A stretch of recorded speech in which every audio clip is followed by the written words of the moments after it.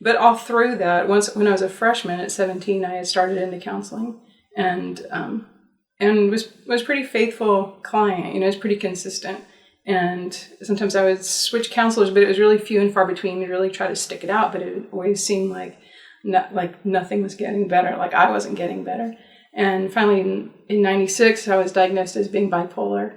And for the next 7 years, it was really being put on every medication under the sun, medications increasing and decreasing, and combined with this and that. And I always say my experience of traditional counseling was, I liken it to, I felt like I was a toilet, and I would go into the 50-minute session and they would stick the plunger in and go until all the crap was just hovering right at the brim, and I was just kind of like trying not to breathe, hoping it wouldn't overflow, and then it'd be like, oh, look at the time, and that was the end of the 50-minute session, and I would kind of go walking out of the session like, how am I going to hold it together for the next week until I come back for another session? So obviously by the end of treatment, I was sold on the effectiveness of the Instinctual Trauma Response Model, and it was amazing. I was completely dumbfounded and completely sold and completely relieved in a lot of ways, because being halfway through my master's in counseling program, I was to the point where I thought, in good conscience, even if I didn't kill myself, I couldn't become a therapist, because I didn't believe in it. I didn't believe it worked, because if it didn't work for the hard stuff, it didn't count. You know?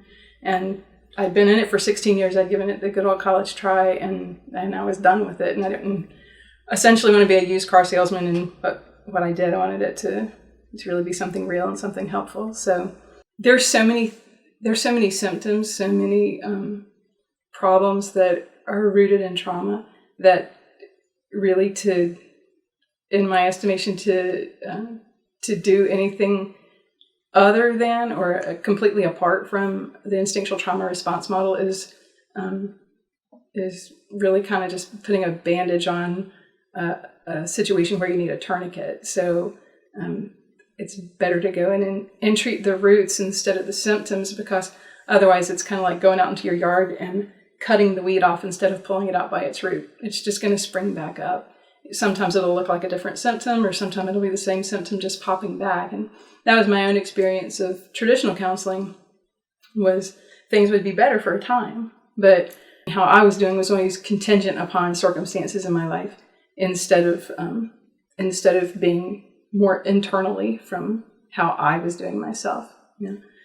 The method's effective because the method's effective. It didn't just happen to work for me. I got to see that it was consistent, with others. And so I was done at that point. There was nothing else I could do other than do this. And so when I finished my master's in counseling program and got licensed and got certified as a trauma therapist, there was nothing I could do other than this.